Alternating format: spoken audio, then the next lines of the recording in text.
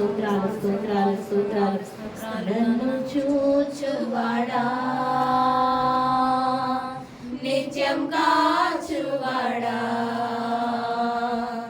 నన్ను చూచువాడా, నిత్యం కాచువాడా, పరిశోధించి తెలుసుకున్నావు, చుట్టూ నన్ను ఆవరించావు, పరిశోధించి తెలుసుకున్నావు, చుట్టూ నన్ను ఆవరించావు.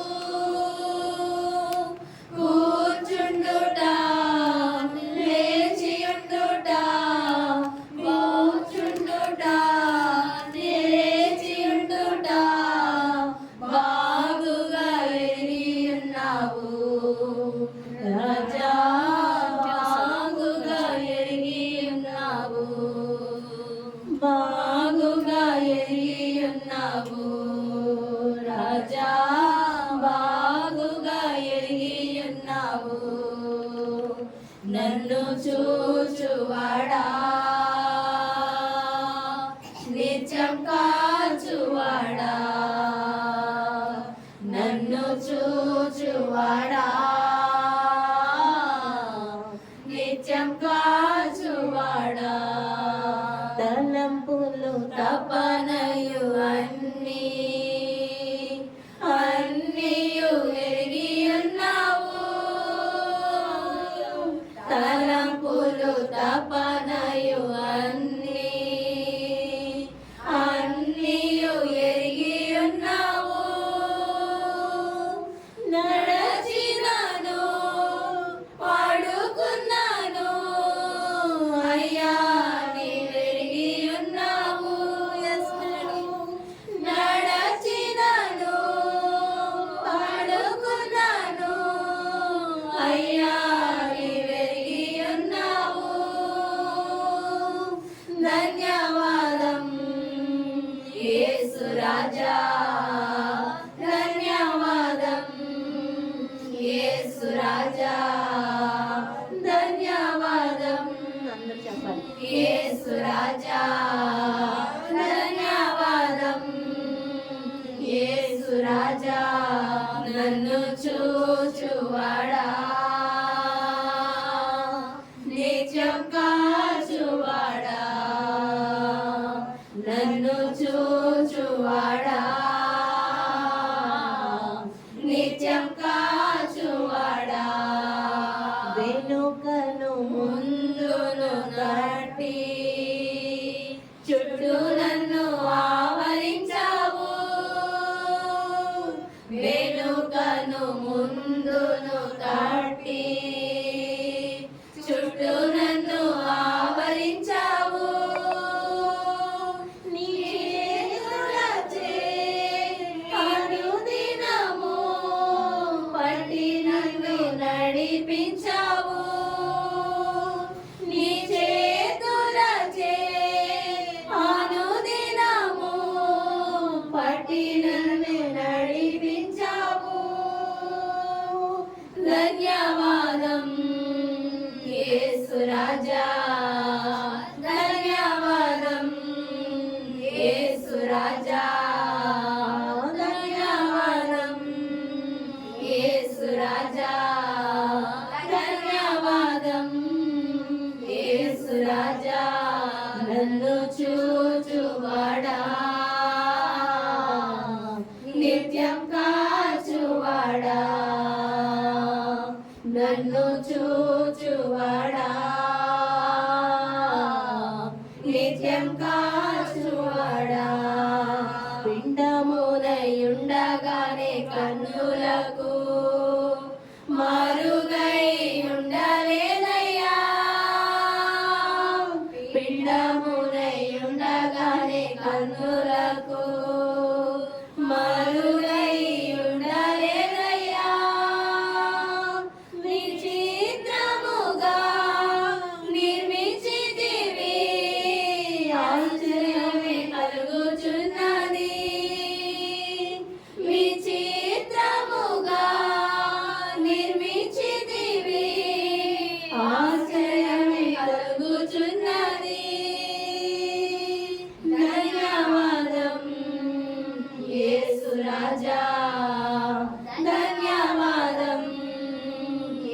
యేసు రాజా ధన్యవాదం యేసు రాజా ధన్యవాదం యేసు రాజా నన్ను చూచువాడా నిత్యం కాచువాడా నన్ను చూచువాడా నిత్యం కాచువాడా పరిశోధించి తెలుసుకున్నావు చుట్టూ నన్ను ఆవరించావు పరిశోధించి తెలుసుకున్నావు చుట్టూ నన్ను ఆవరించావు కూర్చుండుట లేచియుండుట కూర్చుండుట లేచియుండుట బాగుగా ఎరియున్నావు రాజా బాగుగా ఎరియున్నావు బాగుగా ఎరియున్నావు రాజా బాగుగా ఎరియున్నావు బాగుగా ఎరియున్నావు రాజా బాగుగా ఎరియున్నావు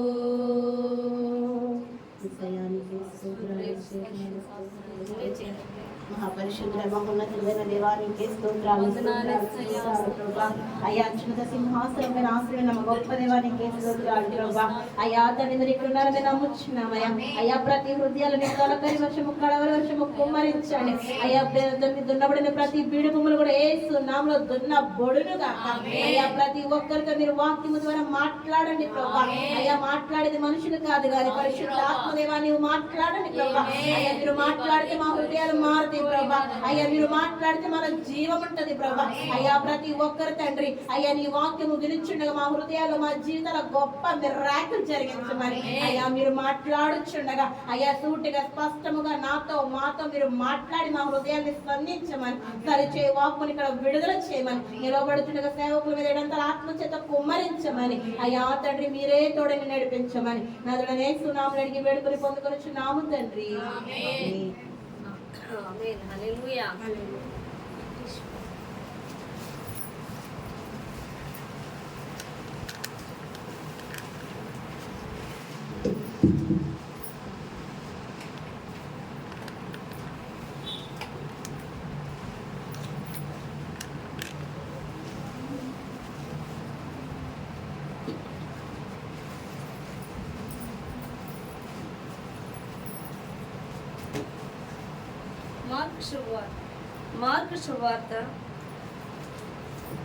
మార్కు శుభవార్త 11:22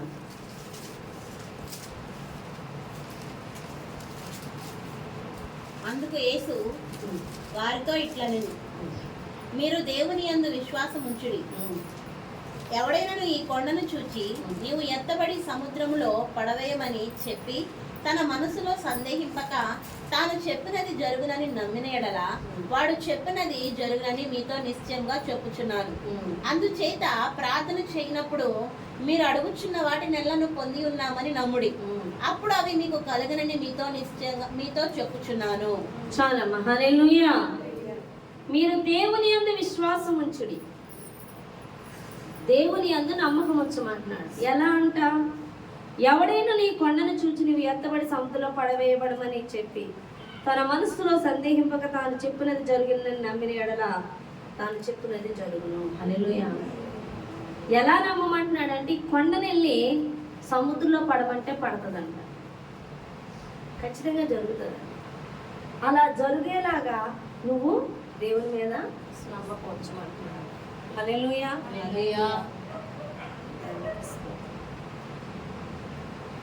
మనం చూసినట్లయితే ఒక దైవజనుడు చెప్తున్నాడు ఏమనంటే,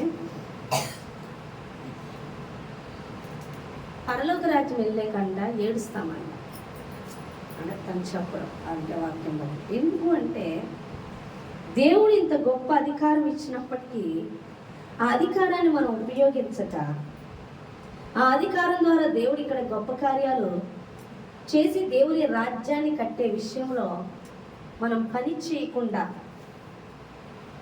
మనం వృధా చేసుకున్నామే అన్న బాధ ఖచ్చితంగా అక్కడ పడతామని. అర్థమవుతుందా మీకు? మనకి దేవుడు అనేక గొప్ప కార్యాలు చేసే అధికారం దేవుడు ఇచ్చాడు. ఎలా ఇచ్చాడు అంటే నోటితో ఆజ్ఞాపించమంటున్నాడు. నోటి మాటకి చాలా పవర్ ఉంటుంది, తెలుసా మీకు? ఎందుకంటే సామెతల గ్రంథంలో దేవుడు ఏమని చెప్తున్నాడు? సామెతల్లో ఏమంటున్నాడు? వాని నోరు ఏమవుతుంది? వాని నాలుక జీవన్ మరణాలకు దారి తీస్తుంది. నువ్వు జీవంలోకి అడుగు పెట్టాలన్నా నీవు మాట్లాడే మాటలే నిన్ను తీసుకెళ్తాయి. నువ్వు నరకంలోకి వెళ్ళాలన్నా నీ మాటలే నిన్ను తీసుకెళ్తాయి. అర్థమవుతుందండి? ఈ మాటలు ఎలా వస్తాయి బయటికి? హృదయము నిండి ఉన్న దాన్ని బట్టి నోరు మాట్లాడు. హృదయము దేనితో నింపబడుతుంది? హృదయము తక్కువ వాక్యంతో అసలు వాక్యంతో నింపబడడం అనేది జరగట్లా, లోకంతోనే నింపబడుతుంది. అర్థమవుతుందండి? దేవుడు ఎలాంటి అధికారం ఇచ్చాడంటే నువ్వు ఏది అంటావో అది జరిగిపోతుంది. మొన్న ఒక సిచ్యువేషన్ జరిగింది. ఆ సిచ్యువేషన్లో దేవుడు నా హృదయంలో మాట్లాడుతున్నాడు. ఇక్కడ వరకే మీరు, ఇక్కడి నుంచి మీరు కాదు అని చెప్పినప్పుడు నేను అన్నాను విశ్వాసంతో, మనం ఇక్కడి వరకేనంట. మన ద్వారా ఇక్కడి వరకు నడిచాడు, ఇక మనం అక్కర్లొద్దు, దేవుడు నడుస్తాడంట. దేవుడు నడుస్తాడంట. నా హృదయం తేలికైపోయింది. దేవుడు నడుస్తాడు, దేవుడు నడుస్తాడు. నిజంగా దేవుడే నడిచాడు. యుద్ధము దేవుడు చేశాడు. ఎంత బలమైన యుద్ధం అంటే అది సామాన్యమైన యుద్ధం కాదండి. హల్లెలూయా. నేను ఒకసారి స్తుతికుడిలో చెప్పాను, నువ్వెందుకు బాధపడుతున్నా? శత్రువు గుండెల్లో ప్రకంపనలు రేపుతున్నాను. నిజంగా శత్రువు గుండెల్లో ప్రకంపనలు రేపి ఉన్నాయి. నిజంగా ఒక్కొక్క న్యూస్ నా యొద్దకు వస్తుంటే దేవుని భయం ఎంత గొప్పగా ఉంటుందా అనిపించింది నాకు. ఇజ్రాయేల్ ప్రజల చుట్టూ శత్రువులు గుంపుకూడి, బయటికి ఆహారం కూడా తినడానికి లేకుండా శత్రువులు గుంపుకూడినప్పుడు మనం ఎలాగో చచ్చిపోతున్నాం కదా, ఏదో ఒక ఆహారం వాళ్ళ దగ్గర ఉండి తినన్నా చచ్చిపోదామని కుష్టి వ్యాధి కలిగిన వాళ్ళు ఆ గోడ దూకి బయటకు వచ్చినప్పుడు దేవుడు ఒక గొప్ప కార్యం చేస్తాడు. ఏంటి ఆ కార్యం అంటే, శత్రువుల మీదకి ఎవరో యుద్ధ రథాలతో మీదకి వచ్చేస్తున్నట్టుగా సౌండ్ వినపడుతుంది. ఆ ధ్వని విని వాళ్ళు వచ్చిన యుద్ధ సామాగ్రిని, వాళ్ళు వండుకోవడానికి తెచ్చినవన్నీ కూడా వదిలేసి పారిపోతారు. అవన్నీ కూడా ఇజ్రాయెల్ ప్రజలు తెచ్చుకొని సంతృప్తితో తింటారు. ఈ యొక్క కుష్టి వ్యాధి వాళ్ళు చెప్తారు, వాళ్ళు తిని వెళ్ళి రాజ్యంలోకి వెళ్ళి శత్రువులు పోయారు, అవన్నీ వదిలేశారంటే అందరూ తీసుకొని సంతోషిస్తారు. అంటే శత్రువు గుండెల్లో ఏం రేపుతాడు దేవుడు? భయాన్ని కలుగ చేస్తాడు. హల్లెలూయా. శత్రువు గుండెల్లో ఏం కలుగ చేస్తాడు? భయాన్ని కలుగ చేస్తాడు. హల్లెలూయా. షైర్ కావాలమ్మా, తీసుకోండి, ఇస్తాను.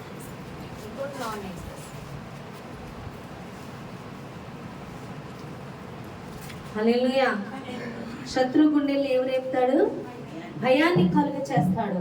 మనం ఎప్పుడు కూడా మన నోటితో దేవుని యొక్క మాటలేవిత్తాలి,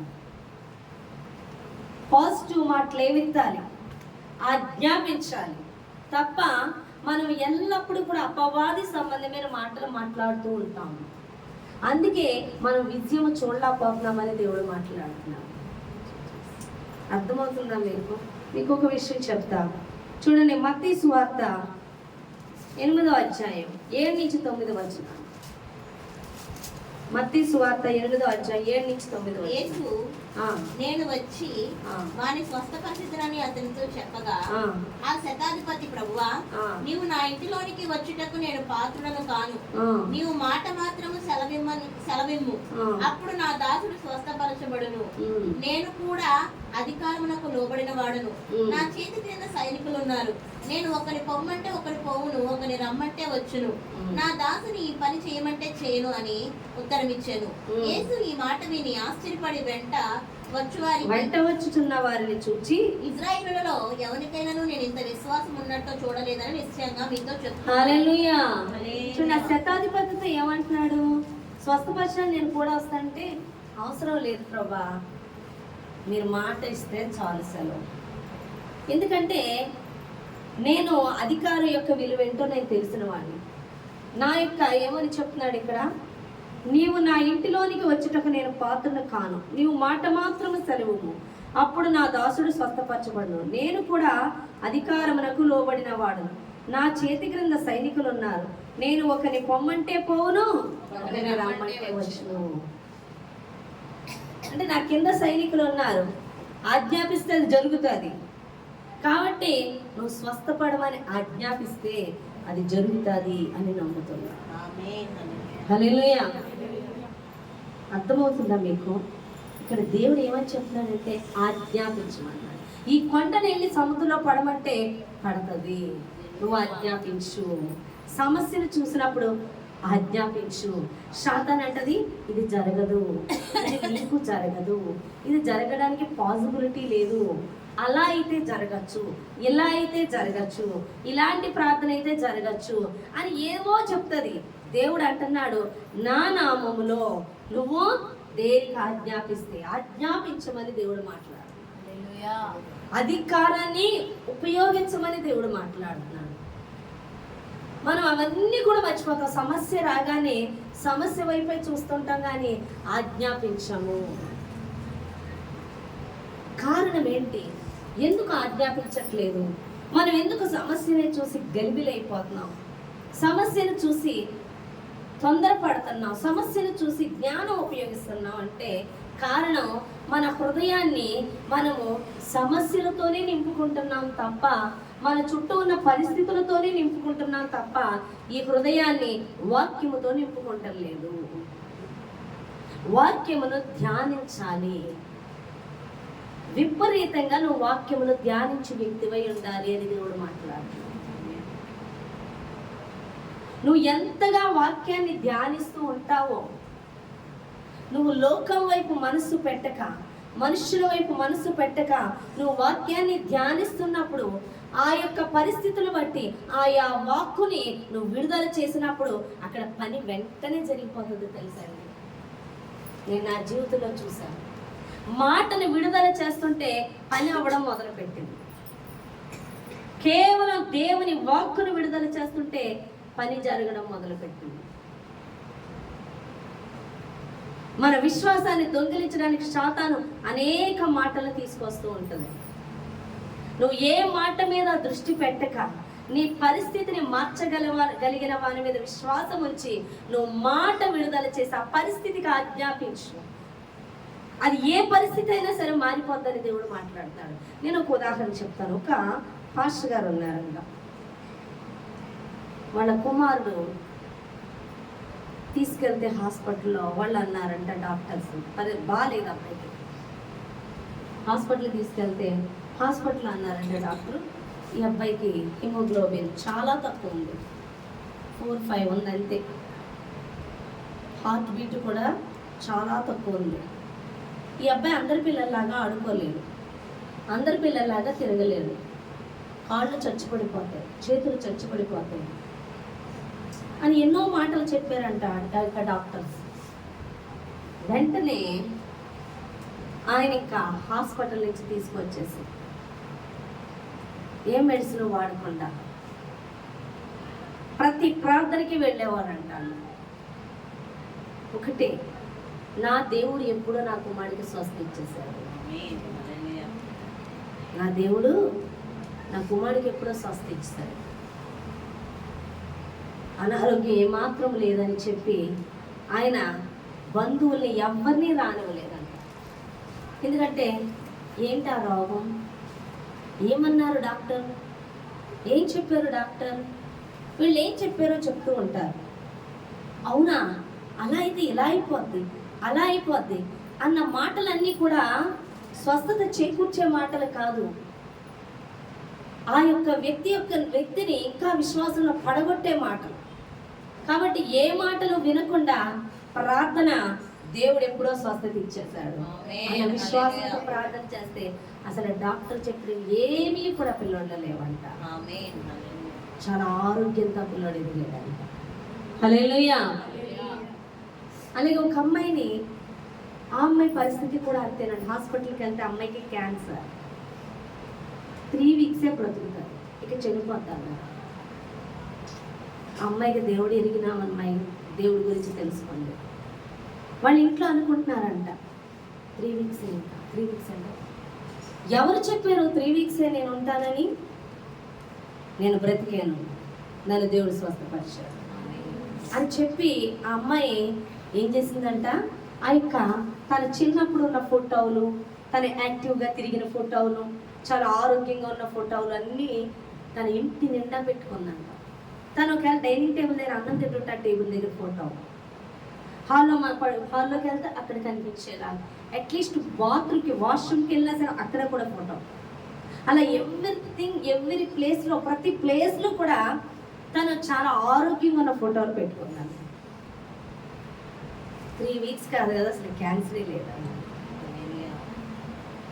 ఎందుకు ఆ పిక్చర్ పెట్టుకుంది అంటే, దేవుడు చేయబోతున్న కార్యము, దేవుడు కదిలే విధానము మనం తెలుసుకుంటే ఆ విశ్వాసం వచ్చినప్పుడే కదులుతాయి. ఎలా అంటే, దేవుడు అబ్రహాముకి పిల్లల్ని ఇవ్వదలిచాడు. ఒక పిక్చర్ చూపిస్తున్నాడు. ఏంటి ఆ పిక్చర్ అంటే, నువ్వు బయటికి రా, నువ్వు ఆకాశమును చూడు, నువ్వు చుక్కలను లెక్క పెట్టగలవా? అంత విస్తారమైన జనాంగాన్ని ఇస్తాను. నువ్వు ఇసుక రేణువులు ఉంటాయే, ఇసుక రేణువులు లెక్క పెట్టగలవా? అంత విస్తారమైన జనాంగాన్ని ఇస్తాను. ఒక పిక్చర్ దేవుడు చూపిస్తూ ఉంటాడు. అర్థమవుతుందా మీకు? నీవు లెక్క పెట్టగలవా? అంతటి విస్తారమైన జనాంగాన్ని నీకు ఇస్తాను. హల్లెలూయా. దేవుడు ఒక పిక్చర్ చూపిస్తాడు నీకు. నీ హృదయంలో దేన్ని నింపుకుంటున్నావు? దేవుడు చేయగలని కార్యాలని నింపుకుంటున్నావా, లేకపోతే ఇది జరగదు అని నింపుకుంటున్నావా? దేవునికి అసాధ్యమైనది ఏదీ లేదు. లోకస్తులైతే వారి బలగం మీద ఆధారపడతారు, వారి డబ్బు మీద ఆధారపడతారు. కానీ దేవుని బిడ్డలైతే దేవుని మీద ఆనుకుంటే చాలు, ఆ అభిషేకమే గొప్ప కార్యాలు చేస్తుంది. అది నమ్మాలి. అది నమ్మాలంటే ఆయన చేయబోతున్న విషయాలు, ఆయన చెప్పుతున్న విషయాలు నీతో మాట్లాడాలంటే నువ్వు వాక్యముతో నింపబడాలి. నువ్వు చాలా మంది రోజంతా కష్టపడినాయండి, వాళ్ళు పొందుకొని విజయము దేవునితో ఉన్నవాళ్ళు పొందుకుంటారు. వాక్యములో గడిపే వాళ్ళు పొందుకుంటారు. వాక్యముతో నింపబడిన వాళ్ళు పొందుకుంటారు. వాక్యము లేక, వాక్యము చదవక, వాక్యం మీద దృష్టి నిలపక, ఆయన కార్యాల మీద మనసు పెట్టక, లోక విషయాలు, శరీర విషయాలు ఎక్కువ ఆలోచించే వాళ్ళ దగ్గర ఏ మాత్రం దేవుని శక్తి పని చేయదు. దేవుని శక్తి పని చేయాలంటే నువ్వు వాక్యముతో నింపబడాలి. అందుకే దావీదు యొక్క జీవితంలో విజయానికి రహస్యం దివారాత్రులు ఆయన ధర్మశాస్త్రాన్ని ధ్యానిస్తున్నాడు. అందుకే ఆయన చేయనదంతయు సఫలమగును అని దేవుడు మాట్లాడుతున్నాడు. నీ హృదయం అంతా దేంతో నింపుకోవాలంటే వాక్యముతో నింపుకోవాలి అని దేవుడు మాట్లాడుతున్నాడు. నువ్వు ఎంత సమయం ఇచ్చుకుంటావు ఇచ్చుకో, నువ్వు ఎంత విస్తారంగా వాక్యం చదువుతావో చదువు, దాన్ని ధ్యానించు, ఆయన కార్యాలు ధ్యానించు. లోక సంగతులు కాదు, మనుష్య సంగతులు కాదు, దేవుని సంగతులను ధ్యానించే వ్యక్తిగా ఉండాలని దేవుడు మాట్లాడుతున్నాడు. నువ్వు ఎప్పుడైతే వాటిని ధ్యానిస్తావో దేవుని యొక్క బలమైన కార్యాలు నువ్వు చూస్తావు. చూడండి, ఒక యెహోషువ కేవలం ఒక మనిషి మాత్రమే, కానీ ఒక సూర్యుడిని ఒక చంద్రుని ఆపగలిగాడంటే దేవుడు ఎంతటి అధికారాన్ని ఇచ్చాడో ఆలోచించండి. అవునా కాదా? ఇంకొక వర్డ్ ఉంటుంది, ఇంకోటి చూపిస్తా. లూకా సువార్త 17వ అధ్యాయం 5వ వచనం. అపోస్తులు మా విశ్వాసము వృద్ధి పొందుచుమని ప్రభుతో చెప్పగా, ప్రభు మీరు ఆవగినంత విశ్వాసము గలవారైతే ఈ కంబళి చెట్టును చూచి నీవు వేళ్లతో కూడా పెగిలింపబడి సముద్రంలో నాటబడమని చెప్పినప్పుడు అది మీకు లోబడును. చాలా హల్లెలూయా. ఈ కంబళి చెట్టుని చూసి నీవు వేళ్లతో కూడా పెకిలింపబడి సముద్రంలో నాటబడమని చెప్పమన్నప్పుడు అది మీకు లోబడును. ఎవరికి లోబడుతుంది? మనకి లోబడుతుంది. హల్లెలూయా. అయితే నువ్వు లోబడుతున్నావా? దేవుడు చెప్పేవన్నీ ఈరోజు చక్కగా వాక్యం వింటారు, చక్కగా వింటారు, కానీ వాక్యం చదవమంటే ఒక్కడ బైబిల్ తీరు. నువ్వు అక్కడే ఫెయిల్ దేవుని దృష్టిలో. వాక్యం తీరు చదవదు, నువ్వు నాట్ సక్సెస్, నువ్వు పక్కనే ఉంటావు. ఈరోజు ఈ వాక్యం విని నేను వాక్యం చదవాలి, నేను విస్తారంగా చదవాలి. దేవుడు ఈ మాట చెప్తున్నాడు, అధికారం ఇస్తానన్నాడు. నువ్వు అది వెంటనే ఇంటికి వెళ్ళి చేయాలి. నీతో పాటు పరిశుద్ధాత్ముడు వస్తాడు, నువ్వు చేసేది చూస్తాడు. చక్క కలటం మొదలు పెడతాడు. అర్థమవుతుందండి? సేవకులు చెప్పేది, దేవుడు చెప్పేది వెంటనే లోబడాలి, వెంటనే చేయాలి. ఇది వినటం మట్టికే వింటారు. కేవలం చర్చకొచ్చి వింటే ఆశీర్వాదం వచ్చేస్తుంది అనుకుంటారు. కాదు, అధికారం తీసుకోమని దేవుడు మాట్లాడుతున్నాడు. నీకు అధికారం ఎలా వస్తుంది అంటే వాక్యముని ధ్యానించాలి. సమయం అనక అసమయం అనక విస్తారంగా ఎప్పుడైతే నువ్వు వాక్యం ధ్యానిస్తావో నీ సమస్యకు వ్యతిరేకంగా నువ్వు దానికి ఆజ్ఞాపించినప్పుడు ఖచ్చితంగా అది జరుగుతుంది. ఎక్కువ నెగిటివ్ థాట్స్ తెస్తూ ఉంటే నువ్వు ఈ వాక్యాన్ని ధ్యానించడం వల్ల ఆ నెగిటివ్ థాట్స్ని బంధించి నువ్వు పాజిటివ్ పలుకుతూ ఉంటే నీకు క్షేమాభివృద్ధి కలగడమే కాదు, నీ చుట్టూ ఉన్న వారికి కూడా ఏం కలుగుతుంది? విడుదల కలుగుతుంది. రాజ్య సంబంధులుగా మార్చబడతారు. నీ మీద ఉన్న అభిషేకం ఎప్పుడైతే నువ్వు లోపడుతుంటావో నీ మీద అభిషేకం దిగుతూ ఉంటారు. చాలామంది ఈ పనులు చేయరు. ఆత్మీయ తల్లికి, సేవకులకి, దేవునికి నమ్మకంగా ఉండరు. వారికి, మనుషులకి నమ్మకంగా ఉంటారు, లోకస్తులకి నమ్మకంగా ఉంటారు. నువ్వు ఉండవలసింది దేవుని సేవకులకి అని దేవుడు మాట్లాడుతున్నాడు. ఎవరికి ఉండాలండి? దేవుని సేవకులకి, దేవునికి. సేవకులు ఎప్పుడైతే ఎవరైతే దేవునికి లోబడతారో వారి మీద నువ్వు విశ్వాసం ఉంచు, వారికి నువ్వు లోబడినప్పుడు ఖచ్చితంగా అభిషేకం నీ మీదకి దిగుతారు. హల్లెలూయా. చూడండి, చాలామంది దేవునికి లోబడుతున్నాం అనుకుంటూ మనుషులకి లోబడుతూ ఉంటారు. చాలా జాగ్రత్తగా వినని చెప్తున్నా. కొన్ని కార్యాలు చేయొద్దనడానికి కారణం మీరు వాళ్ళకి లోబడుతున్నప్పుడు వాళ్ళ మీద అభిషేకం ఉందా? వాళ్ళ మీద ఏ స్పిరిట్ ఉందో ఆ స్పిరిట్ వెంటనే నీ మీద దాడి చేస్తుంది. చాలాసార్లు చెప్పాను, మీ జీవితంలో జరిగే ప్రతి విషయానికి సేవకులకి చెప్పుకోవాలి, దేవుడికి చెప్పుకోవాలి, సంఘ ప్రార్థన సహవాసం కోరుకోవాలి, సేవకుల సహవాసం కోరుకోవాలి. సంఘంలో కొంతమంది బుద్ధిహీనులు ఉన్నారు. ఆ బుద్ధిహీనులు చేసిన పని ఏంటో తెలుసా?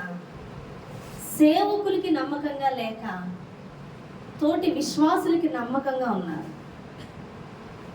నేను అప్పుడు వాళ్ళకి చెప్పేదాన్ని, నువ్వు ఆత్మీయ తల్లికి తప్ప ఎవరికి కూడా నమ్మకంగా ఉండకూడదు. నువ్వు ఇతరులకు ఉంటే వాళ్ళలో ఈవిల్స్ ఉంటాయి, అవి మీ మీద దాడి చేస్తాయని చెప్తే అబ్బే ఈ వాక్యం ఇలా వినడమే వదిలేయడమే. వాళ్ళు మాత్రం చక్కగా, ఎవరు నూతన విశ్వాసులైతే ఏమో అనుకోవచ్చు, కనీసం దేవుని సేవలో ఉండి కూడా ఒక విశ్వాసికి తప్పుడు పనులు చేస్తూ మమ్మీ గారికి చెప్పొద్దు అంటే దాచిన వ్యక్తుల యొక్క పరిస్థితి ఎంత దారుణంగా ఉందంటే రోజు ఏడుస్తున్నాడు. ఇదిగానే ఏడుస్తున్నాడు. ఏడుస్తున్నారు. కారణం ఏంటో తెలుసా? లోబడవలసింది ఎవరికి? ఆత్మీయ తల్లికి.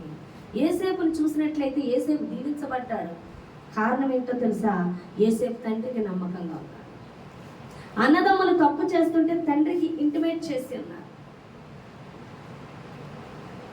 కాబట్టి యోసేపుని దేవుడు దీవించాడు. ఎవరికి నమ్మకంగా ఉన్నాడంటే తండ్రికి నమ్మకంగా ఉన్నాడు. దేవునికి విరోధంగా పాపం చేస్తున్నప్పుడు, యోసేపుకి కాదు, దేవునికి విరోధంగా పాపం చేసినప్పుడు ఇంటిమేట్ చేశాడు. కాబట్టి దీవించబడ్డాడు. యోసేపు వాడబడ్డాడు. ఆమె మిస్టేక్స్ చేస్తే ఆమె మిస్టేక్స్ దాచేరు. ఆమె ఏం చేసింది?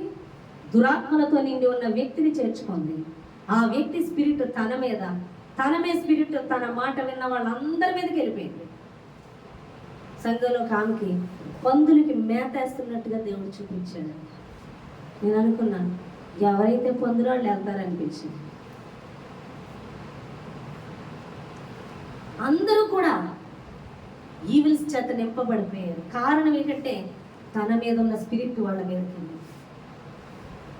ఒక అమ్మాయికి అయితే నేను చాలా చెప్పాను, జాగ్రత్త, ఎవరి మీదన్నా వ్యభిచార స్పిరిట్ ఉందా, అది మన మీదకి వచ్చిందా, మన పిల్లల మీదకి వెళ్ళిపోద్దని చెప్పాను. ఈరోజు ఒక ఆవిడైతే తన బిడ్డ విషయంలో చాలా సఫర్ అవుతుంది, ఏడుస్తూనే ఉంది. కారణం ఏంటంటే నువ్వు ఆత్మీయ తల్లిని మోసం చేసావు, నీ బిడ్డ నిన్ను మోసం చేస్తాను. మనుష్యుడు ఏది విత్తుతాడు అదే కోస్తాడు. ఆత్మీయ తల్లిని మోసం చేసిన వాళ్ళు ఖచ్చితంగా మోసగింపబడతారు. ఎందుకంటే సేవకుల పక్షాన దేవుడు వాద్యం ఆడతాడు. ఇక్కడ ఇంటర్వ్యూ చేసి నిలబెట్టింది సేవకుల్ని దేవుడిలో తప్పేమన్నా ఉంటుందా? చూడగలరు ఎవరన్నా? దేవుడు ఇంటర్వ్యూ చేసి నిలబెట్టిన వాళ్ళు ఎవరన్నా? మనుష్యుడు కాదండి ఇక్కడ నిలబెట్టింది, దేవుడు. అర్థమవుతుందా? అగ్ని చేత పరీక్షిస్తాడు. ఏం పరీక్ష ఇది? అగ్ని పరీక్ష. బలిపీఠం మీద నిలబడుతున్నామంటే మాటలు కాదు. ఎవరు పడితే నిలబడచ్చు. వచ్చి చిన్న మిస్టేక్ ఉన్నా, ఒక్క ఆలోచన నీది చేసిన నాట్ యాక్సెప్టబుల్, దాని శ్రమ అనుభవించేయవలసిందే. ఆయన ఆలోచన తీసుకోవాలి, ఆయన చిత్తము చేయాలి. కానీ శాతాన్ని దీనికి వ్యతిరేకంగా చూపిస్తూ ఉంటుంది దేవుని ఎరగని ప్రజలకి. వాళ్ళ వాగులు కాదు వినవలసింది, ఆత్మీయ తల్లికి సేవకులకి నమ్మకం ఉండాలి. నాకు ఇచ్చిన దేవుడు మహాకృప ఏంటో తెలుసండి. నేను దేవుడి దగ్గరికి వచ్చాను, నేను ఒక అన్యురాలని, కానీ నాకు ఒక్కటే దేవుడు మాట్లాడేవాడు, యథార్థత విడిచిపెట్టొద్దు, నమ్మకంగా ఉండడం నేర్చుకో. సేవకులకి దేవుడికి ఈ రెండే కనబడతాయి నాకు. నా ఆత్మీయ తల్లికి ఫోన్ చేసినప్పుడు నేను ప్రతిదీ ప్రార్థన అడుగుతాను. మమ్మీ గారు చెప్తా, మమ్మీ గారికి ఇంటిమేట్ చేయకుండా నేను వెళ్ళే ప్రసక్తే లేదు. అప్పుడు అన్నారు, అరే నీకు చెప్పలేదా? లేదు మమ్మీ గారు, దాచారు. మన సంఘంలో ప్రతి పాయింట్ నా దగ్గరికి రావాల్సిందే అంట. ఇప్పుడు తీసుకురాకే బాధపడుతున్నారు. హల్లెలూయా. ప్రతి పాయింట్ దాచినందుకే వాళ్ళు బాధపడుతున్నారు. వాళ్ళని గద్దేస్తున్నాడు దేవుడు.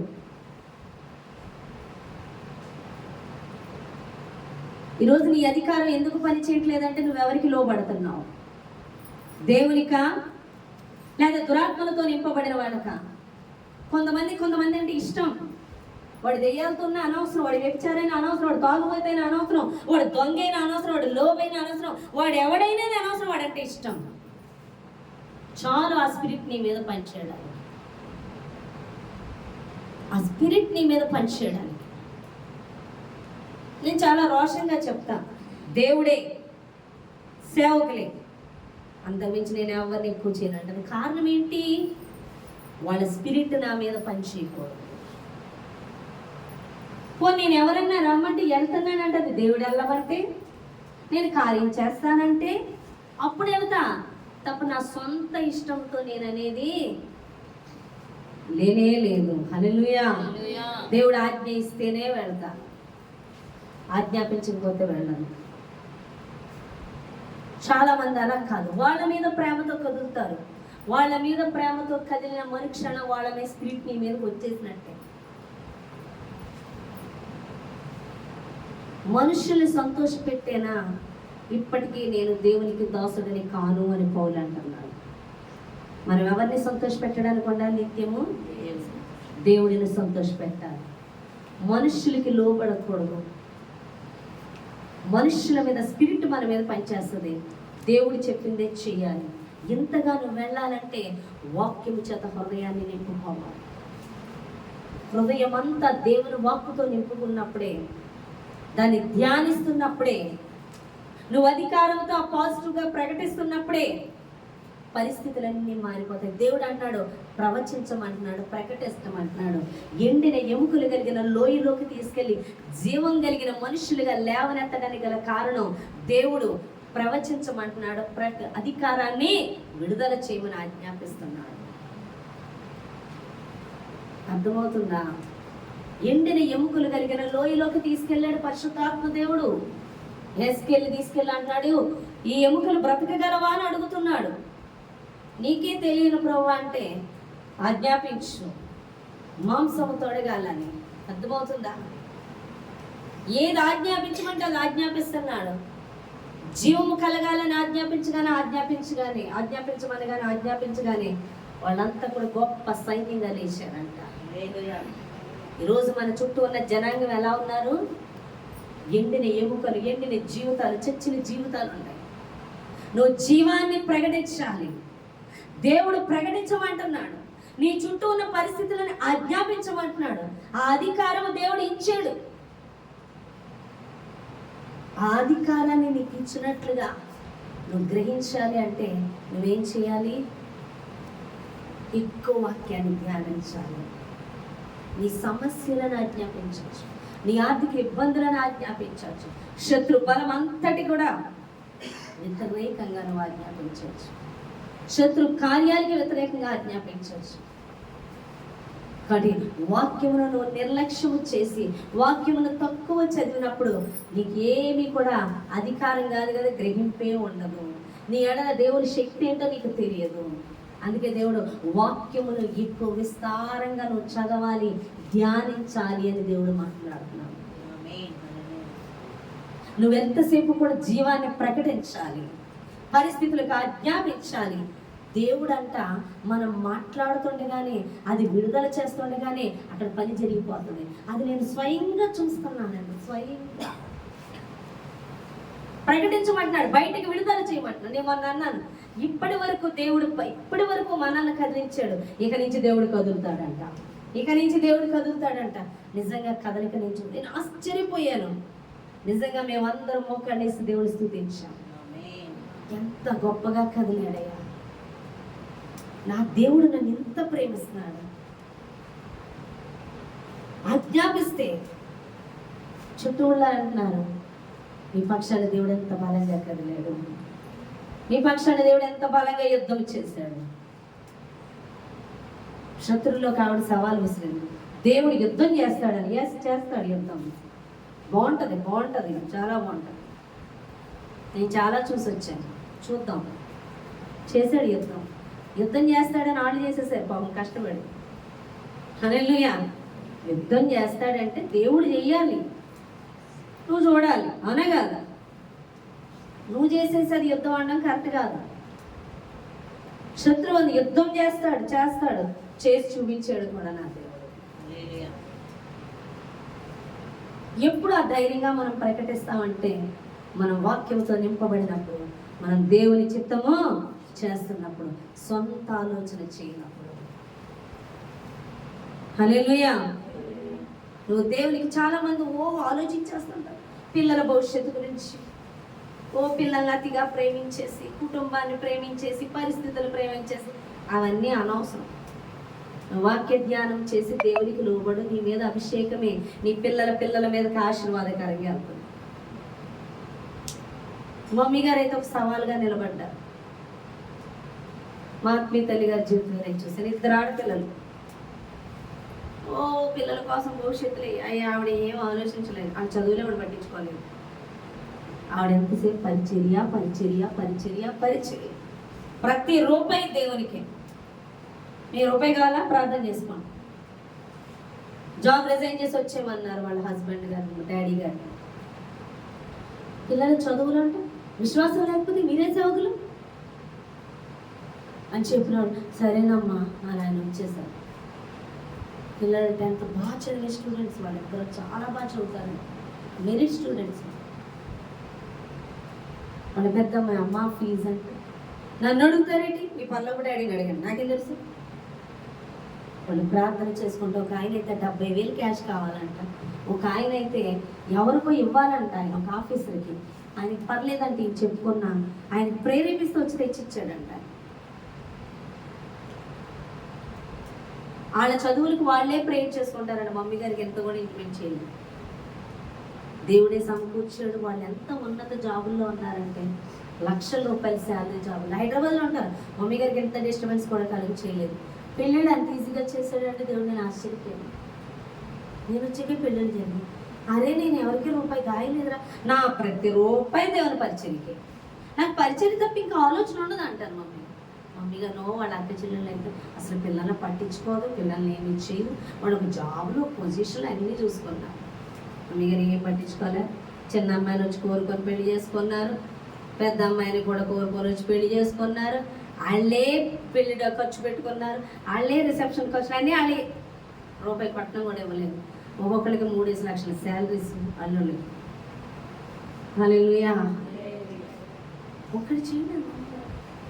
రిసెప్షన్ అయితే సంఘంలో ఎవరినో ఒక ఆయన అడిగితే 2 లక్షలు ఇచ్చారంటే రిసెప్షన్ చేశారు, దేవుడి గొప్పలు నింపని ఇచ్చేసారు, అయిపోయింది.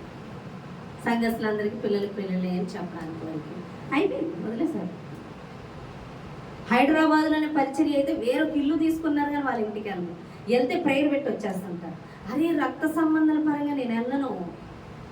ఎవరు దీవించారు? వాళ్ళ మీద అభిషేకం, వాళ్ళ పిల్లలకు కంచె వేసి వాళ్ళ ఆశీర్వదించారు. ఇప్పుడు వాళ్ళ అక్క చెల్లెళ్ళు అందరూ గొప్ప పరిచర్య, గొప్ప పరిచర్య. వాళ్ళ పిల్లలకి ఇప్పుడు వెళ్ళి మా పిల్లలకి కూడా మంచి జాబులు చూడమని అడుగుతారు. హల్లెలూయా. ఎవరు ఆశీర్వదించారు? నువ్వు ప్రయాస లోకంలో పడిపోకర్లొద్దు, నువ్వు దేవునికి లోబడు. దేవుడు చెప్పింది చెయ్యి, నీ మీద అభిషేకం నిలుస్తుంది. ఆ అభిషేకం నీ పిల్లల్ని ఆశీర్వదిస్తుంది. నీ నెత్తి మీద అభిషేకం లేకుండా నీకు డబ్బున్నా వాళ్ళ బుద్ధులు సరిగ్గా ఉండవు. ఈ లోకంలో భయంకరమైన పరిస్థితులు ఉన్నాయి, భయంకరమైన పరిస్థితులు. ఏ క్షణం శాతాన్ని ఎలా దాడి చేస్తుందో తెలియదు. వాళ్ళ చుట్టూ అగ్ని కంచె ఉండాలి. అది దేవుని యొక్క సేవలో పరిచయంలో ఉన్న పిల్లలకు ఉంటుంది. నువ్వు పరిచయం చేస్తున్నప్పుడు, నువ్వు సేవ చేస్తున్నప్పుడు, నువ్వు దేవుడు చెప్పింది చేస్తున్నప్పుడు, నీ హృదయాన్ని వాక్యంతో నింపుకుంటున్నప్పుడు, నువ్వు అధికారాన్ని ప్రకటిస్తున్నప్పుడు నీ పిల్లల చుట్టూ అగ్ని కంచె వేయబడతాడు. దురాత్మల ప్రవేశం అసలు జరగదు. ఎందుకంటే నీ మీద అభిషేకం నీ పిల్లల మీదకి దిగుతుంది. అందుకే వాక్యాన్ని ఇప్పుడు విస్తారంగా చదవాలి. ఒకవేళ నువ్వు ఇంట్లో నువ్వు ఒక్కదానివేనా చదువు వాక్యం. దేవుని అధికారానికి లోబడు, మనుషుల అధికారానికి కాదు, నీ ఇష్టానికి నీ సొంత ఆలోచన కాదు, దేవుని అధికారానికి లోబడు. అధికారంతో ప్రకటించు. దేవుని రాజ్యం కట్టే విధంగా నువ్వు ప్రయాసపడు. నిన్ను బట్టి నీ కుటుంబం విడుదల పొందుతుంది. దేవుడు అంటున్నాడు కదా జక్కీతో, ఇంటిలో ఒక్క రక్షింపబడితే ఇంటి వాళ్ళందరూ రక్షింపబడతారు.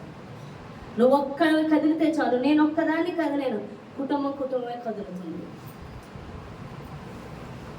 నేను విస్తారంగా వాక్యం, అయ్యో ఇప్పుడు డబ్బులు పెట్టి బీఈడీ చేసేసాను, ఇప్పుడు కష్టపడి బీఈడీ చేస్తాను కాబట్టి దీనికి న్యాయం చేకూర్చేయాలని జాబులు వెంట తిరగలేదు. నేను జాబ్ చేసినా నేను ఇంతలా దీవించమని పరలోకం ఉండేది కదా. జాబ్కి వెళ్తే నాకు ఇటు పరలోకము ఉంది, నిత్యము అంట. ఒక్క ఆలోచన కూడా లోక సంబంధం ఏదో ఉండకుండా పూర్తిగా దేవుని వాక్యమే నింపబడుతూ ఉంటేనంట అంత సమృద్ధి ఆశీర్వాదం దిగుతూ ఉంటుంది. ఎందుకంటే నీ నోటిలో లోక సంబంధమైనది ఏది లేదు. సేవకులు నిత్యము వాక్యమే మాట్లాడతారండి, లోక సంబంధమైన మాట్లాడతారు. అందుకే వాళ్ళు అన్ని సమృద్ధితో దీవించబడతారు. లోక విషయాలు మాట్లాడే వాళ్ళకి ఏమవుతుందో తెలుసా? ఈ ఆశీర్వాదాన్ని కోల్పోతారు. రాజ్య సంబంధులు మాత్రమే దేవుని రాజ్య సంబంధమైన ఆశీర్వాదాన్ని పొందుకుంటారు. నువ్వు రాజ్య సంబంధిగా ఉంటూ నీ దేవుని రాజ్యానికి నువ్వు ప్రయాస పడుతున్నప్పుడు, సాతాను రాజ్యానికి వ్యతిరేకంగా పనిచేస్తున్నప్పుడు, వ్యతిరేకంగా దేవుని వాక్కును విడుదల చేస్తున్నప్పుడు రాజ్య సంబంధమైన ప్రతి దీవెన నీదే. ఈరోజు ఆ దీవెన రావట్లేదు అంటే కారణం ఏంటి అంటే, నువ్వు రాజ్యాన్ని కొంచెము లోకాన్ని కొంచెము ఉన్నప్పుడు ప్లస్ మైనస్ కలిపితే జీరో అయినట్టుగా నీకు ఆశీర్వాదం జీరో అవుతుంది. లోక సంబంధమైన ఏది నీలో ఉండకూడదు. అందుకే ప్రతి దినం దివారాత్రులు వాక్యాన్ని ధ్యానిస్తూ సమస్యల గురించి కానీ లోకముల గురించి కానీ నీ హృదయంలో ప్రవేశించకుండా నీ హృదయాన్ని వాక్యముతో నింపుకోమని దేవుడు మాట్లాడుతున్నాడు. హృదయం నిండి ఉన్న దాన్ని బట్టి నోరు మాట్లాడుతుంది. నీ నోటి నుంచి వచ్చే మాటలను బట్టి అక్కడ కార్యాలు జరుగుతాయి. దేవదూతలు కదిలిపోతాయి మనం ఆజ్ఞాపిస్తే. నీ నోటి మాట దెయ్యపు మాటలు విడుదల చేస్తున్నావు, లేకపోతే దేవుని యొక్క శక్తిని విడుదల చేస్తున్నావు ఒకసారి చూసుకో. ఒక్కొక్కరు ఎంతసేపు కృంగిపోయే మాటలే, పడిపోయే మాటలే, మాట్లాడేస్తున్నాం అనుకుంటారు. వాళ్ళ మాటల శక్తి ప్రభావం మనల్ని చుట్టేస్తుంది. అది దరిద్రతలోకి తీసుకెళ్తుంది, అది అపజయానికి తీసుకెళ్తుంది, అది నాశనానికి తీసుకెళ్తుంది. నీ మాటలు ఎల్లప్పుడూ విజయమును గురించి మాట్లాడాలి. అందుకే దేవుని వాక్యంలో మనకి దేవుడు ఇచ్చిన విజయమును గురించి చదువుతున్నప్పుడు, ఆ విజయాన్ని ప్రకటిస్తున్నప్పుడు ఆ కార్యాలు మనం చూస్తాం. అది ప్రకటించమని దేవుడు మాట్లాడుతున్నాడు. విజయాన్ని ప్రకటించమంటున్నాడు. పరిస్థితిని చూసి కాదు, పరిస్థితికి మించి దేవుని చూసి మాట్లాడాలి. పరిస్థితి దేవుడు చెప్పేదానికి వ్యతిరేకంగా ఉంటుంది. పరిస్థితి దేవుడు చెప్పేదానికి వ్యతిరేకంగా ఉంటుంది, కానీ పరిస్థితిని దేవుడు ఆజ్ఞాపించమంటున్నాడు. హల్లెలూయా. దేవుడు చెప్పేదానికి అనుకూలంగా ఉంటే నువ్వు విశ్వాసమో పెట్టక్కర్లేదు, ఆజ్ఞాపించని అవసరం లేదు, పోరాడని అవసరం లేదు. కానీ నీ పరిస్థితి ఎలా ఉంటుందంటే దేవుడు చెప్పే మాటకి చాలా వ్యతిరేకంగా ఉంటుంది. నువ్వు పరిస్థితిని చూసి మాట్లాడకూడదు, దేవుని శక్తిని బట్టి మాట్లాడాలి. హల్లెలూయా. ఎండిన ఎముకలు జీవించగలవా? ఎలా జీవిస్తాయి? అది అసాధ్యమే అక్కడ చూస్తే, కానీ దేవుని చూస్తే అది సాధ్యమే. నీ సమస్యను చూసి ఇది జరుగుతుంది అంటే జరుగుతుంది. ఎవరిని బట్టి? దేవుడిని బట్టి. ఈ మాట నీకు ఎప్పుడు వస్తుంది? నీ హృదయంలో వాక్యం ఉంటే వస్తుంది. వాక్యం లేకపోతే లోకపరంగా ఏం చెప్తుంది? ఇది జరగడం ఏంట్రా, ఈ సమస్య నీకు విడుదల రావడం, ఇది మామూలు సమస్య అని చెప్తుంది సాతాను. హల్లెలూయా. సపోజ్ ఒక మాట చెప్తా, ఒక ఇల్లు 1 కోటి రూపాయలు, నువ్వు 1,00,000 రూపాయలు ఉన్న కొనలేవు. నువ్వు వెళ్తూ ఉంటే దారిలో ఇల్లు అమ్ముతారంటే ఎంత? 1 కోటి రూపాయలు. 1 కోటి రూపాయలు అన్నది అంటే మనం కొనలేము. అదే పరిశుద్ధాత్మ దేవుడు ఇవ్వాలనుకున్నాను అనుకో, అది నేను నీకు ఇస్తానంటే ఇచ్చేస్తాడంతే. 1 కోటి ఏంటి, 10 కోట్లు ఏంటి, ఇస్తాడంతే. హల్లెలూయా. అవునా కాదా? ఇస్తాను అంటే ఇస్తాడు. ఇక్కడ ఇల్లును చూసి నిన్ను చూసి కాదు, ఆయన చూసి మాట్లాడాలి. అది నీకు అవసరం అనుకుంటే, అవునా కాదు? ఫస్ట్లో కారు అంటే నేను నవ్వుకున్నాను. బండికి పెట్రోల్, కారేంటి అనుకున్నాను. ఇచ్చాడు కారు, ఇచ్చి చూపించాడు. హల్లెలూయా. కారు పెట్రోల్ పట్టించగలవా? ఏమో వారం పెసమద్దలు మరి వెళ్తాం మేము. 1000 రూపాయలు అక్కడ వచ్చేది ఏమి ఉండదు. వచ్చేది ఉండాలని చూసుకొని వెళ్ళడం కాదు, ఆత్మలే మెయిన్. కాకపోతే ఎవరిస్తున్నారు, ఎలా వస్తాయంటే నాకు తెలియదు అంతే. నాకు అవసరం ఉంటే వస్తే, అవసరం లేకపోతే రావు. అవసరం లేకపోయినా వచ్చేద్దు, బీరువారి అయితే కట్టలు దాచుకోవచ్చు మనం. సమస్య లేదు, అవసరం పడిందా ఇస్తాడు. ఇవాళ 2,000, ఓకే సపోజ్. ఎందుకు రెడీగా అక్కడ ఉంటాను. హల్లెలూయా. మీకు ఒక విషయం తెలుసా? నేనైతే రీసెంట్గా ఒక చోట ఒక ఇల్లు తీసుకున్నాను. ప్రభు, ఈ ఇల్లు ఫ్యూచర్ నేను ఊహిస్తున్నాను అంటే, అవసరం అనుకుంటే నువ్వు నాకు ఇంటిది కట్టుకోవడానికి, దానికి అవసరం లేదనుకో వద్దు అని చెప్పాను. ఆ మాట కూడా నేను మర్చిపోయాను. ఆ ఇల్లు నాకు అవసరం అనిపించినాను. నేను మర్చిపోయి ఇంటి వాళ్ళు వచ్చేసింది అప్పుడే. నేను మనం అనుకున్నాం కానీ అందులో అట్లీస్ట్ అది వాడుకోనే లేదు. అప్పుడే నెల అయిపోయిందా? ఎందుకంటే వీక్లీ 1 టైమే వెళ్తాం. నెల అయిపోయింది అప్పుడే, వాడుకోలేదుగా అనుకొని చూస్తే నాకు ఎంత అవసరం ఈ నెల అంతే ఇచ్చాడు కరెక్ట్గా. అవును, నాకు అద్దె డబ్బులు ఇవ్వలేదు. తీరా చూస్తే ఆ ఇల్లు మాకు అవసరం, ఇంకా అద్దె డబ్బులు ఇవ్వలేదని కూడా ఆలోచించిన. నాకు ఆ ఇల్లు అవసరం లేదు అనిపించింది. కరెంట్ లేదు, ఏం లేదు, దాన్ని బాగు చేయించుకోవాలంటే 3 డబ్బులు అవుతాయి. డబ్బులు అడిగి అంత అవసరం నాకు అసలు అయితే అవసరం వెళ్ళడం అవసరమే రాలేదు. నెల రోజులు కూడా తీసుకున్నాం కానీ వెళ్తున్నాం, బయట నుంచి వచ్చేస్తున్నాం, వేస్ట్ వద్దంటున్నాడని. అవును, మొన్న ఈ అమౌంట్ చూస్తే నాకు రెంట్ ఇవ్వలేదు దేవుడు, అంటే ఇది వద్దంటున్నాడు అని ఫోన్ చేసి, కానీ వాళ్ళు ఒక నెల మరి ఉన్నాక తీసుకుంటా ఉన్నాక ఇవ్వాలని అనుకొని మనం ఇచ్చేద్దాం అనుకున్నాం. సరే అని ఫోన్ చేస్తే ఆవిడ అంటున్నారు అసలు అద్దె ఇవ్వక్కర్లేదు, ఎందుకంటే ఆ ఇల్లు వంటగది వేరే వాళ్ళకి ఇస్తున్నారంట అద్దెకి మనీనే. అలాంటప్పుడు ఎలా తీసుకుంటాం, అవసరం లేదు అని అంటున్నాడు. హల్లెలూయా. అంటే నాకు అవసరమైతే ఇస్తాడు, అవసరం లేకపోతే అంతగా మనల్ని చూసుకుంటాడు ఆయన. అలాంటి ఆయన మీద విశ్వాసం ఉంచి నువ్వు ఆయన చిత్తాన్ని చేయక నీ బరువులు నువ్వే మోసుకుంటూ నీ హృదయం నిండే సమస్యలతో నింపబడుతుంటే వాక్యం యొక్క శక్తి, ఆయన ప్రభావం నువ్వు విడుదల చేయక నీ చుట్టూ శాతాన్ యొక్క బంధకాలతో బరువులతో నింపబడిపోతున్నావు. దేవుడు అంటున్నాడు ప్రతి సమస్యను పరిష్కరించగలిగిన దేవుని యొక్క వాక్కుతో నీ హృదయాన్ని నింపుకొని దేవుడు మాట్లాడుతున్నాడు. దావీదు చేసిన పని ధ్యానించేవాడు, దివారాత్రులు ధ్యానించేవాడు. నువ్వు ఎంత వాక్యం మీద దృష్టి పెడతావో, ఎంత వాక్యం చదువుతావో, ఎంతగా దాన్ని ధ్యానిస్తావో, ఎంతగా వాక్కులు విడుదల చేస్తుంటావో అంతగా నీ చుట్టూన్న పరిస్థితులు మారిపోతాయి. మనుషులకు లోబడుతూ, మనుషుల అధికారానికి, మనుషులు సంతోష పెట్టడానికి నువ్వు ప్రయాసపడద్దు. వాళ్ళ మీద స్పిరిట్ నీ మీద పనిచేస్తుంది. జాగ్రత్త. ఎవరికన్నా లోబడుతున్నావా, వాళ్ళు ఎవరికి లోబడ్డారు, వాళ్ళ మీద ఉన్న అభిషేకం ఏంటి, దేవుడిదా లేకపోతే వాళ్ళ శరీరానుసారులా? నువ్వు వారికి లోబడుతున్న విధానం బట్టే నీ మీద సాతాను దాడి అధికమవుతుంది. నువ్వు అభిషిక్తులకి లోబడితే, దేవునికి లోబడితే అభిషేకము అధికారాన్ని ఇస్తుంది. ఆ అధికారంతో అపవాదిని నువ్వు ఎదిరించుటకు, దేవుని రాజ్యాన్ని కట్టుటకు, నీ యొక్క పరిస్థితులను దేవుడు నీకు అనుకూలంగా మార్చుటకు నువ్వు అధికారాన్ని విడుదల చేస్తావని దేవుడు మాట్లాడుతున్నాడు. ఎంతమందికి అర్థమైంది? హల్లెలూయా. కాబట్టి ఈ లోకంలో ఏది మనల్ని ఎంత మాత్రము ఏమీ చేయలేదు. సమస్తమైన వాటి మీద దేవుడు మనకి అధికారం ఇచ్చాడు. అది రోగమా, ప్రతి దాని మీద అధికారం దేవుడు ఇచ్చాడు. ఆ అధికారం నువ్వు ఎప్పుడు తీసుకుంటావంటే నీ హృదయం నిండా వాక్కుతో నింపుకున్నప్పుడు తప్ప లోకంతోని, లోక మాటలతోనే కాదు. అందుకే నువ్వు విస్తారంగా మాట్లాడడానికి, విస్తారంగా లోకాన్ని చూడడానికి, విస్తారమైన స్నేహాలు కలిగి ఉండడానికి, విస్తారంగా మనుషులు సంతోష పెట్టడానికి, విస్తారంగా లోకంలో గడపడానికి ప్రయాసపడకు. ఎక్కువ వాక్యం యొద్ద గడుపు. అసలు నువ్వు వాక్యమే చదవా, అసలు నీలో దేవుడే లేడు, దురాత్మ ఉంది. వెలుగు లేకపోతే ఏముంటుంది? అక్కడ వెలుగు లేకపోతే ఏముంటుంది? నీలో వాక్యం లేకపోతే వాక్యం మీద దృష్టి, నీ దృష్టి వాక్యం మీద కేంద్రీకరించకపోయినా దురాత్మే ఉన్నట్టు. నువ్వు ఎంతసేపు నీ ఇంటి పరిస్థితుల గురించి ఆలోచిస్తున్నావా, నీలో కూడా దురాత్మే ఉంది. నిన్ను వాటి చేత బంధించింది. నువ్వు ఎంతసేపు డబ్బు కోసం ఆలోచిస్తున్నావా, బంధించింది. నువ్వెంతసేపు మనుషుల గురించి ఆలోచిస్తున్నావా, బంధించింది. నువ్వెంతసేపు వాక్యమును గూర్చిన ధ్యాస, ఆయన ఇంటిని గూర్చిన ధ్యాస నీలో ఉండాలి. అప్పుడు నీ సమస్యకి విజయం మొదలవుతుంది. నీ ధ్యాస, నీ పట్టుదల, నీ ఆశ, నా గోల్ అంతా ఏంటంటే దేవుని రాజ్యం కట్టడం, దేవుడి చిత్తం చేయడం. ఆయన నాకేది అప్పగించాడో దాని పని అందు పరుగులెత్తడమే నా పని. నా పని అంతా ఆయన చూసుకుంటాడు. నేను అది ఎప్పుడైతే మొదలెట్టానో అది అక్కడ జరిగిపోతూ ఉంది.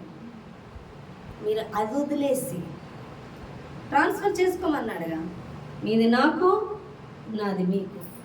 మీది మీరే పట్టుకున్నంతసేపు దేవుని వాక్కు మీలో ఉండదు, దేవుని అభిషేకం మీ మీద ఉండదు.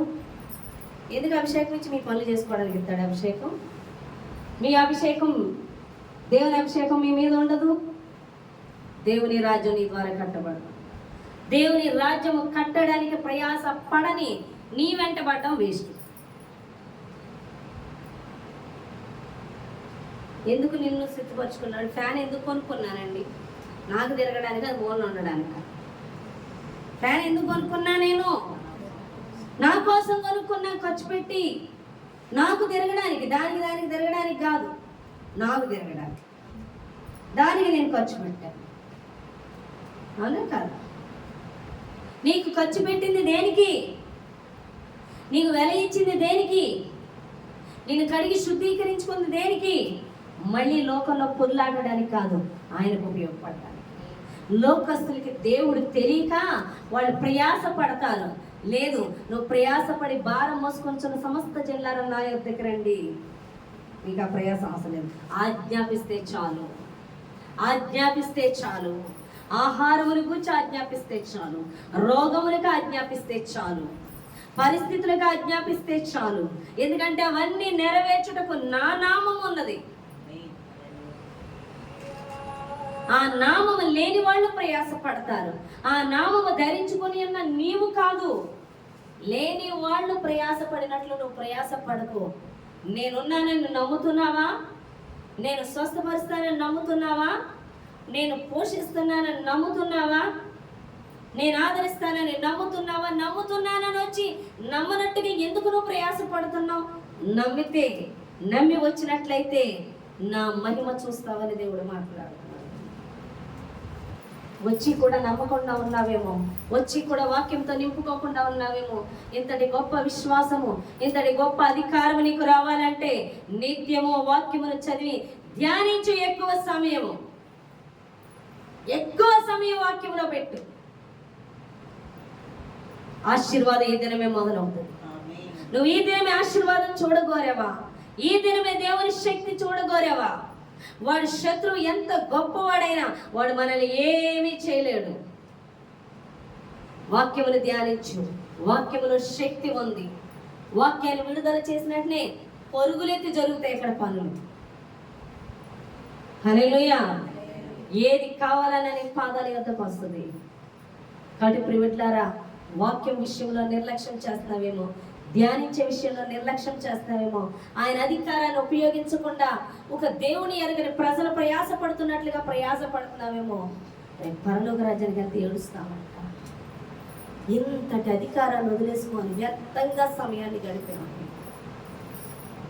పరలోకముని ఇక్కడ నువ్వు దేవుడు చేసిన పనిని బట్టి నీకు అక్కడ ఉన్నత స్థానాలు కూడా ఉంటాయి అంటున్నారు అంట బైబిల్లో. హల్లెలూయా. ముందు ఇక్కడ సిద్ధపడకుండా అవన్నీ తెలుసుకోవడం వ్యర్థం. హల్లెలూయా. నీకు అప్ప చెప్పిన పనిలో నమ్మకంగా వాక్యం చదవమంటున్నాడా, ప్రార్థన చేయమంటున్నాడా, అధికారాన్ని ప్రకటించమంటున్నాడా? నీ పనుల విషయంలో ఆయన అధికారం చూడకుండా నువ్వు ఎందుకు నీకు సమస్యలు వచ్చాయి? నీకు పలానా అవసరం, అధికారం వాడు. వాక్యం చదివి అధికారం వాడు. అక్కడ పని చేస్తే అప్పుడు నువ్వు దేవుల్లో లీడింగ్లో ఉన్నట్టు. మరి నువ్వెందుకు వచ్చి అన్యుల వల్లే ఉండడానికా? ఆయన శక్తిని చూడమని దేవుడు మాట్లాడుతున్నాడు. ఆయన శక్తిని విడుదల చేయమని దేవుడు మాట్లాడుతున్నాడు. హల్లెలూయా. కాబట్టి ఈ చెట్టు నిండి సముద్రంలో పడమంటే పడుతుంది.